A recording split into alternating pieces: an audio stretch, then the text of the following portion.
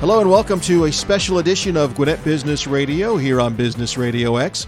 Mike Salmon with you, and today we are doing our show from Eastside Medical Center in Snellville, Georgia. And today we're going to focus on Eastside Urgent Care. The three guests we have with us today are Trent Lind, the Chief Executive Officer with Eastside Medical Center. Heather Avery is the VP of Business Development, and Dr. Navreet Panu is Director of Operations for Eastside Urgent Care. Thank you all for joining us today. And Trent, let me start with you as the CEO. Let's talk a little bit about Eastside Urgent Care and how this network has grown over the years. Thanks for the opportunity, Mike. And we really do appreciate our partnership with Business RadioX and all that we do together to get the message out across our community. When it comes to our Eastside Urgent Care Network, this was a vision that was laid out there 5 plus years ago. And the concept really is for Eastside to partner with an urgent care leader in the market. That's through actually an entity called Smart Care, develop the brand Eastside Urgent Care in that partnership. And really the idea that behind it was we need to get out in the community in a deeper way. One, to offer more care to our community. We see upwards of 75,000 visits in our ERs every year, and so we knew there was a need and demand out there for further care, and especially that what we consider episodic care. And a lot of times at a lower level of episodic care, and so your typical lacerations, maybe a common cold, those kinds of things. And so that was recognized early on. And so the other aspect of this also was the vision of getting more access points out in our community that we served in those areas, those markets of our community that we serve, but maybe didn't have facility in those areas. And so we were specific and really strategic about identifying those locations. And so now you fast forward 5 years, and we have across the market, our sixth location went up in Stone Mountain just this past couple weeks ago. Started seeing patients last week for drive-up COVID testing, and we'll be seeing patients for urgent care visits here in the next few weeks. And so really excited about that, but that's our sixth location. We started on Sugarloaf in Lawrenceville as our first location, opened up a location in Lilburn. Following that, we identified a location in Grayson, then in Loganville, and I'm sure I'm missing one, Centerville. There it is. Centerville was another location, and then now Stone Mountain. And so really we're out there in the community, hopefully a shorter drive, closer by our patients so they can more easily access care. And I can tell you that COVID has taken a whole new twist, if you will, around our strategy and really made it that much more apparent that our strategy was maybe a little bit revolutionary and ahead of our time in regards to the needs our community has, and especially when it comes to COVID, not only our ability to treat patients who have symptoms of COVID, but also to test those patients and confirm whether or not they're positive, and for them to be able to take those precautions and not travel far from home to have that those results provided for them. And so it's really become a really true community asset. I can tell you our first day that Stone Mountain was open, as one example, just for drive-up COVID testing, we had over 100 patients come through on that first day. So just really staggering, amazing to see the amount of demand that's out there for the needs of our urgent cares. Wow. Well, first of all, congratulations. You passed the test. You got all the locations named. Yeah. As you spread your tentacles across the community, are there pockets that you feel like maybe you are not reaching just yet that you may look into in the future? Is there anything you can share about that, or are we getting too far ahead of ourselves and don't want to break any secrets here? A little strategery, huh? All right. I like it. So, good question. We're always looking at how we can further expand and, again, be out in the community in a deeper way. There's areas like Suwanee and Duluth that we recognize are areas that we serve. Other areas out towards the west of us that as you get pushed past Stone Mountain, where large pockets of our patients come from. And so really for us, it's a pretty easy equation. It's our ability to look at our landscape and patient population and where those patients come from, and then just recognize, is there a demand and a need in those areas? And so the evolution of Eastside Urgent Care has actually gone beyond urgent care now. And so we're actually offering family care, which is those may be chronic conditions or follow-up care that a patient would need when they see us for an episodic need in the urgent care. They can now, at our Lilburn location, schedule an appointment for follow-up care. We've got a doctor out there now, Miles Sharp, who has recently joined us as part of that network. And the idea there is, and the reason I bring that up is, not only are we looking for ways to expand our urgent care footprint, but also can we expand our footprint from a family care perspective. And so it'll open up doors where we recognize new markets that we need to be in to better serve our community. And so more to come there on the strategery front. Is that a real word? Did we just make that up? Hey, President Bush said it, so we're going to say it's a real word, yeah. Exactly. Well, Heather, let me ask you this next question. What's the benefit for patients in choosing to visit an Eastside Urgent Care compared to another location? Yeah, good question, and one that we're proud of, actually. So as Trent spoke to the multiple locations that we have within our 5 and 10 mile radius, it's all about convenience. Convenient quality care, being part of a larger healthcare system. So at all of our urgent care locations, patients are going to receive quality care, but they're also going to receive the benefit of a referral network of specialists and relationships that our providers in our urgent care locations have with a network of specialists, and a referral specialist that's going to help to really navigate them through that appointment scheduling and hand them off to the specialist. So convenient care, number one. But then, we talk about patient satisfaction scores, something that we're very proud of.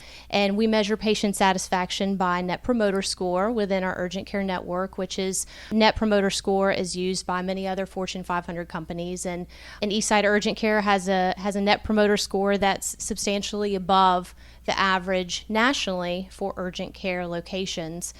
So we've got quick wait times. Most patients on average are their wait time before their appointment starts in the waiting room, of course, is on average about 17 minutes. But door to door, from the time they hit the front door to on their way home, it's an average of 56 minutes. So in less than an hour, they're in, they're out. It's a really quick turnaround time. And so we're very proud of that, and it's something that Dr. Panu and the entire team work very hard at, and our patients are very happy with it. So for all of those reasons, our patients are willing, and more than willing, really, to recommend Eastside Urgent Care to all their family and friends, and that makes us proud. Well, Dr. Panu, let me ask you this. It sounds like that the level of care that you can get at the urgent centers is just as quality, as high as you can get here at the hospital. Mm-hmm. Would that be a true statement? Yes. It's time. I think the difference here is going to be more in the sense that it's minor things. For example, you're going to come in for a cough, cold, like Heather mentioned, or you're going to come in for simple, you need your refill or anything like that. So compared, that's what you're looking at. The time there is going to be less, wait time, quicker in and out, so the comparison there is going to be minor here at urgent cares, and then of course more complicated cases, more there, some things that we can't handle as an urgent care hospital takes care of that. So it's a continuity of care. That's what comes into it, because we have people who are coming in who might just come in for a cough and a cold, but their blood pressure might be really too high or something, and they didn't know or anything like that. So if they needed to go to the ER, if they need a referral to a specialist, or even don't have a primary care at that point, then that's what helps with continuity of care. We can get them, we can refer them, and they can be seen right away. We make sure the referral center makes sure that their insurances are being that we take their insurances, everything is covered. So that combination, I think, is a big help to patients coming in. So it sounds like they're mini Eastside medical centers, yes, spread out among the community. Let me ask you this. The big word, of course, in 2020 and going into 2021 is pivot. Mm-hmm. We all either love that word or dread that word, I guess. So let me ask you, how have your urgent care providers pivoted during the last year to provide care to our local community during this pandemic? Every one of our providers have been instrumental in getting and actually being the first ones to be in line to have patients tested. As soon as we got our testing available to us, PCR testing was the first one that came out. So as soon as we were able to get our supplies at our clinics, we started our inside clinic also. But at that point in the beginning, a lot of people were kind of scared to come into the clinic. You've heard of it, you don't know too much about it, you don't want to go where all the sick people are going. So to make it easier for everyone, we started drive-through testing. We actually had 2 locations. We started with our Lilburn location in May, and then in June we opened our Loganville location. So we had drive-through starting in May from I think mid-May or so, for all of our community. Whoever needed to, there was no appointment needed, so you could come in anytime. We were open Monday through Sunday, 7 days a week, almost. I think we had some different time changes, but almost 8 to 5, 8 to 6 every day. And it started out as just slowly, people didn't know much about it at that time. I mean, who have heard of drive-through testing before this year? But it kind of got caught on. It was easier. It was quicker. It was also kind of, you could stay in your car, so you're not exposed. Your exposure level is really low compared to if you had to come into the clinic or somewhere else to get tested. So that was a big step our providers took, coming out of the clinics, out on the, in the parking lot, and being okay with that, offering that and getting tested. When rapid supplies came out, that's another test that we started in end of August. That was also I think that was also a first for us. We have rapid different testing before, but not COVID rapid testing. So that started in August, and it was available. We started slowly, but we had it available at all our clinics. And I think that was, again, all our providers and all our non-provider staff was really instrumental in stepping up and making sure that they helped everyone who came in, even though with shortages of supplies during the summer months and everything, we kind of powered through it. Let me just be clear on a couple things. So you have a couple locations offering the drive-up testing, or all the locations? Only during the summer we had it at our Lilburn and Loganville location. Okay. Currently we only have it at our Stone Mountain location. Okay, and is it available all the time at that location, or only certain hours? Monday through Friday, Okay. 9 to 4. Okay, just wanted to be clear. Yeah. And let me ask you this, because a lot of people may be asking, you hear about COVID-19 testing and now rapid testing. Is there a difference, or is just everything now rapid testing? Because it seems like that would be testing 2.0. That would be the better way to go if it's quicker. Yes. So there is a difference, because there's a difference in the type of test that these two are. You have both. PCR is the one that actually gets sent to the lab. It's more DNA type of testing versus rapid, which is more antigen testing. It's not, the sensitivity level is not as high as a PCR would be. So your accuracy goes down depending on the time frame. If you have exposure maybe within 2 days or so, antigen, which is a rapid test, is really accurate between 2 to 6 to 7 days of exposure. So if you get it at that time, you're going to have a better. I would say that if it's a positive, it's 100% positive, and if it's a negative, it's a lower. So that's what it meant by the sensitivity. Whereas PCR is good for any time. There is no time limit. It can be if you 2 days after exposure, 5 days after exposure, 10 days after exposure. It's more accurate than the rapid antigen test is. For elderly folks, should they get the regular COVID testing as opposed to the rapid testing? It would depend on the time frame. So if you thought that you were exposed 5 days ago, 6 days ago, I would recommend getting a PCR. If you were exposed 2 days ago and you think you want to get tested, then I would recommend rapid at that point. Okay, so you've got to learn a little history about the patient, Yes. so you can decide which test would be the better way to go. Yes.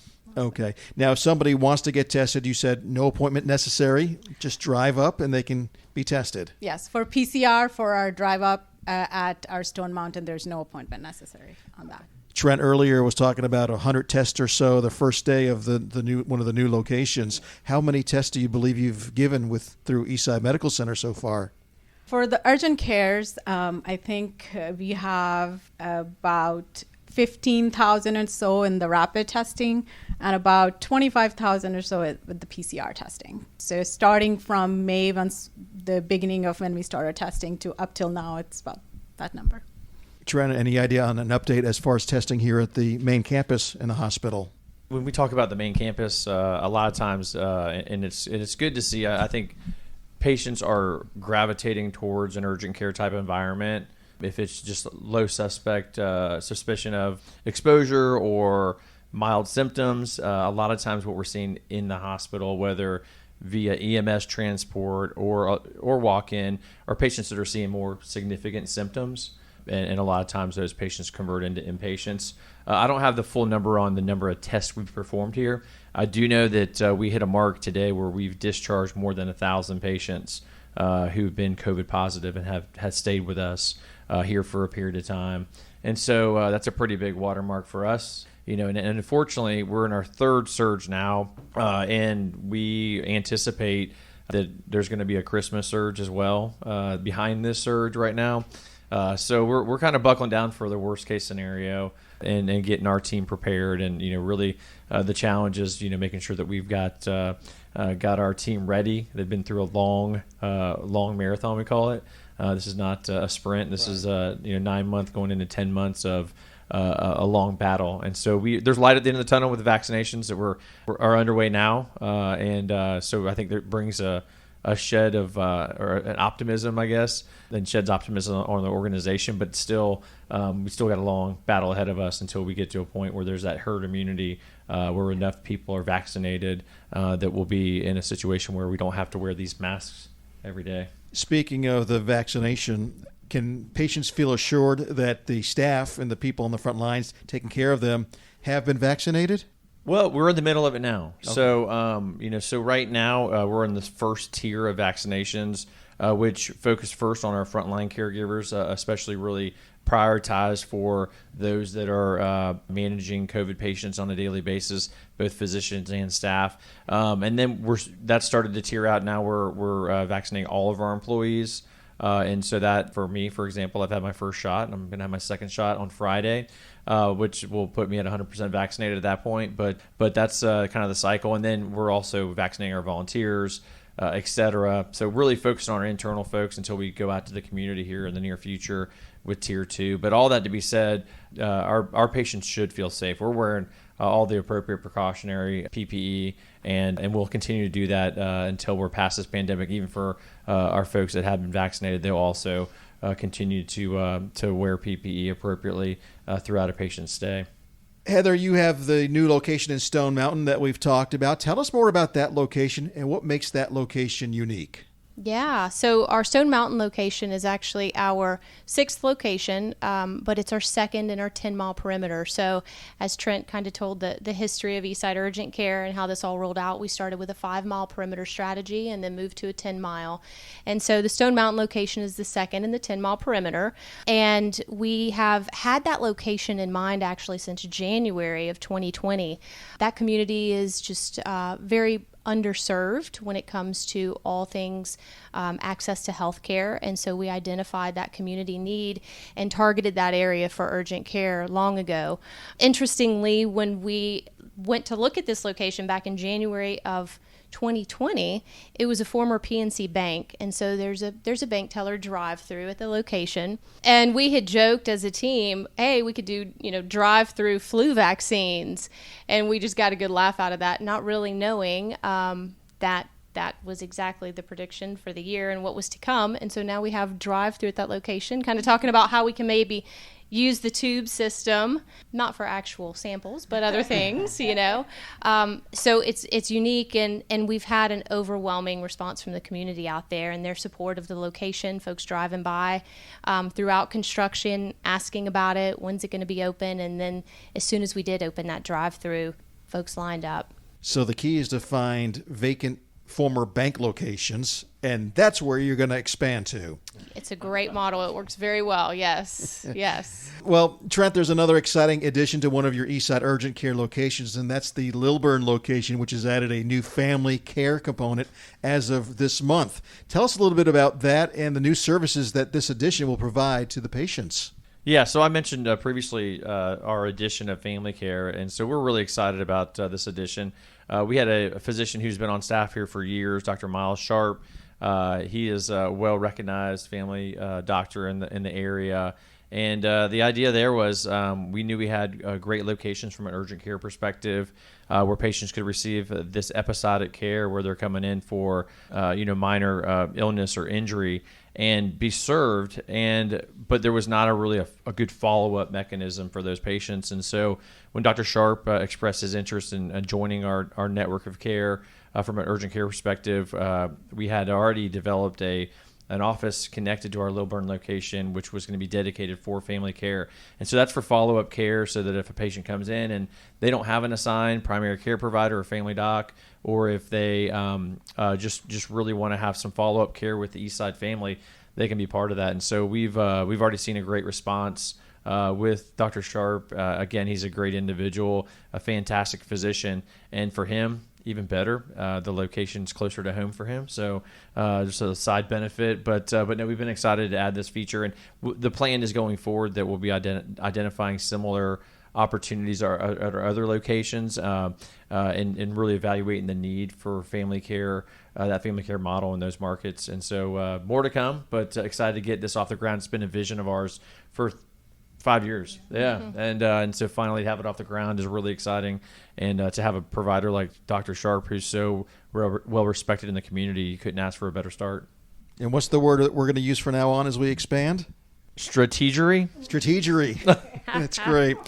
Well, congratulations to Eastside Medical Center with the new Eastside Urgent Cares as you grow your footprint, because not only is it a win for you, it's a win for the patients as well, as now you're in the communities, easier, more access for the patients as well. As we wrap up the show, Dr. Navreet Panu, final thoughts and closing thoughts. We're, as Trent said, we're not out of the woods, but maybe we can kind of start seeing the light at the end of the tunnel, but we still want people to, of course, be very smart when it comes to hygiene and everything. But parting words as we wrap up the show. I think it was on the news today, one of the articles they're saying even with vaccination out there, herd immunity is probably not going to happen maybe till the end of this year or so. So we still have quite a lot of months to go. And keeping that in mind, please, everyone should wear their mask, everyone social distance, wash your hands. That is the best method we have seen so far to make sure that we keep ourselves and our community safe. So yes, keep doing that. So Heather, as we get your final thoughts as well, something that Doctor brought up was herd immunity. It's a term that we're hearing all the time, but some folks may not know what that means. Can you give us an easy definition, please? Sure, I'll do my best here. So herd immunity is actually just when the population reaches a critical mass of around 70% of the population being vaccinated to eradicate the virus. So once we can reach that critical mass, as Dr. Panu mentioned, hopefully by the fall or the end of 2021, we will reach that herd immunity. Thank you, Heather. And finally, Trent, just your final thoughts as we continue to battle COVID-19. Yeah, I think having a light at the end of the tunnel is something that our team, our staff, our leaders, our patients in the community members are all rallying around, recognizing that we're far from over with this battle. We got to continue to do our part to continue to protect ourselves and protect our loved ones. But also at the same time, we encourage the vaccination. So I know there's a lot of questions with the vaccine right now and concerns. We've seen just really tremendous results here in the hospital, limited reaction from those that have received the vaccine. Even though there was a shorter time frame that this vaccine was able to be tested and studied, there was the largest population of individuals that were ever part of a study like this. So there's a lot of good science and behind it. So I would say with so much of the maybe the fake news or the noise that's out there, I would do your research, and I would encourage you to really evaluate the research that you're reading, evaluate the information that you are getting online or wherever you may get your information, and make sure that you're finding accurate sources to guide you in your decision making. Because at the end of the day, as you heard from Heather, unless we get to that critical mass of herd immunity, we're going to be in the same position we are today, and I don't think anybody wants to be in that position. We really want to be able to get back to a normal life, and even this new norm in 2021 doesn't feel very normal. So we want to get back to the true norm. Absolutely. All right, I want to thank our guests for joining us today on this very special edition of our Eastside Medical Center episode of Gwinnett Business Radio, focusing on Eastside Urgent Care. Thank you to Trent Lind, the CEO of Eastside Medical Center, and Heather Avery, the VP of Business Development, and Dr. Navreet Panu, Director of Operations for Eastside Urgent Care. A reminder, you can listen to the show anytime you want by going to businessradiox.com and selecting the Gwinnett Studio and clicking on Gwinnett Business Radio. And the show's also available anytime for your enjoyment on any of the podcast apps, including Spotify, Stitcher, Apple iTunes, iHeartRadio, or wherever you enjoy your favorite podcasts. Until next time, for our producer, Amanda Pierce, I'm Mike Salmon, and this has been Gwinnett Business Radio on Business Radio X.